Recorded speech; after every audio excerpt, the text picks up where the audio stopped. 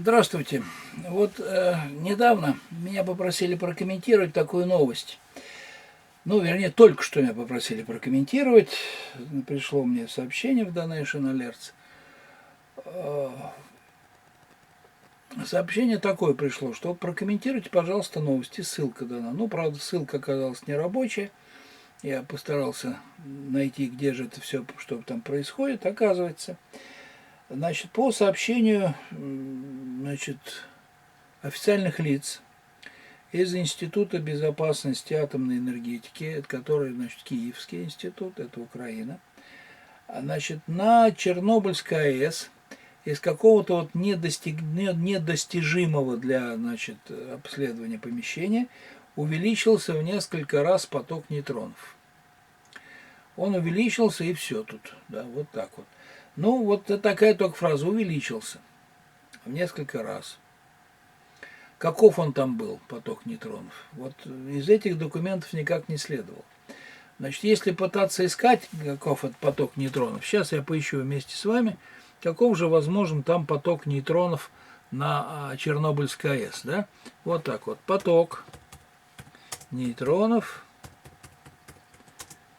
из саркофага. Ну, поймут, что это из саркофага чернобыльская. Так, необъяснимые химические процессы, поток нейтронов из саркофага, все тоже увеличился, возобновился. Все это экстренные новости, 35 минут назад. Так, ну вот, может быть, тут вот в картинках что-то могу удастся найти. В Чернобыле снова начались ядерные реакции, опасные реакции. Ученые зафиксировали, Чернобыль зафиксировано. Все, больше ничего такого нет, да? Так, нейтронное излучение. Так, что тут показывается? Нет, тоже ничего особенного не сказано. Вот найти исходные величины, да? Значит, давайте так попробуем искать тогда не поток, а Чернобыль. Так, Чернобыль саркофаг, да? Чернобыль. Так, мини-сериал, Чернобыльская АЭС, зона отчуждения. Так, Чернобыльская АЭС. Так, Чернобыльская АЭС, все так видно, красиво, на голубом фоне, картинки, все такое прочее. Про аварию что-нибудь будем рассказывать? Вот, был тут пожар, но прогорело все, да? Где тут? Где саркофаг?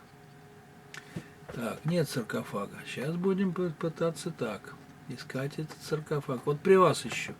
Потому что эту информацию надо как-то вот выяснять и парировать. Все зависит от уровня. Понимаете, чтобы я мог вам конкретно сказать, да? Саркофаг на Чернобыльской АЭС. Так, замечательно. Вот, укрытие на Чернобыльской АЭС. Так, что ж тут пишут-то? В кратчайшие сроки его построили.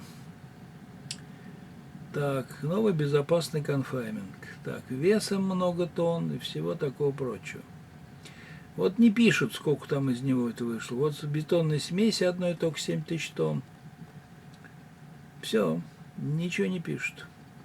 Так что вот видите, какая штука. Тут мы целиком в недрах, ну, предположений, допусков и предположений. Какой там уровень? Не знаем, не скажем.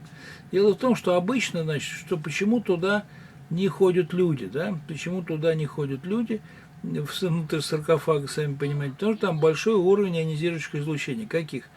Альфа, бета, гамма излучения. Это продукты деления, там излучают, фонят.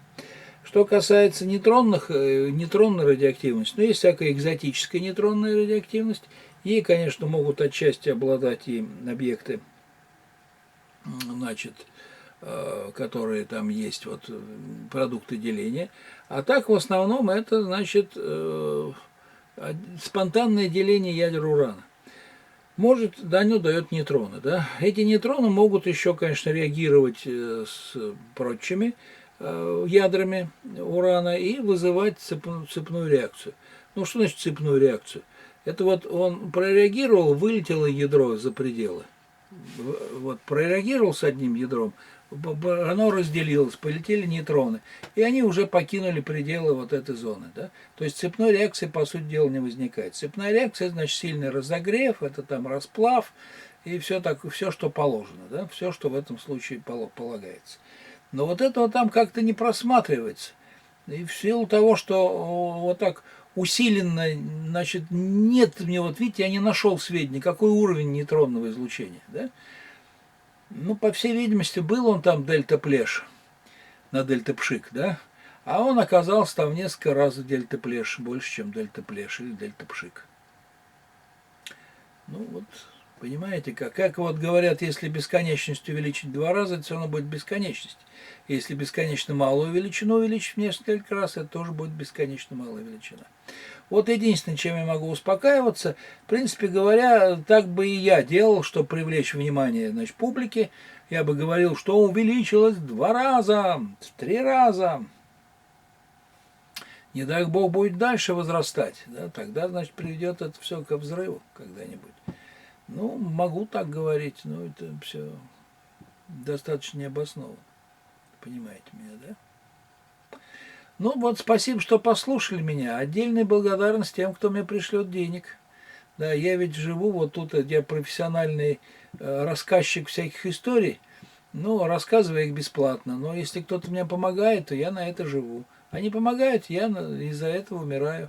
Внизу у меня есть номер сбербанковской карточки, номер счета в Сбербанке, Donation Alert, ссылка на него, ссылка на то место, где вы в Ютубе можете стать моими спонсорами, PayPal, Donation Alerts, Яндекс Деньги, теперь они называются Юмани, Киви кошелек, кошелек ВКонтакте, в общем, все что угодно, чтобы меня поддержать. А я вас успокою, что, мол, спите спокойно, ничего не взорвется. Я помню, вот когда взорвался Чернобыль, была статья в таком вот еженедельничек был для ученых. И там, значит, было подробно так изложено, красивая картинка, колосящиеся поля, что радиация совершенно, ядерная энергетика совершенно безопасна, что взрыв невозможен. А потом такой обалделый интервьюер говорит, ну, все-таки Чернобыльская электростанция взорвалась. Да, говорит, она взорвалась, и дальше рассказывают, как они будут ликвидировать последствия. Вот это вот. Примерно так же я вам сейчас рассказал, да? Потом скажут, да, взорвалась снова. Ну, вот так вот. Ну, спасибо вам, всего доброго, пока.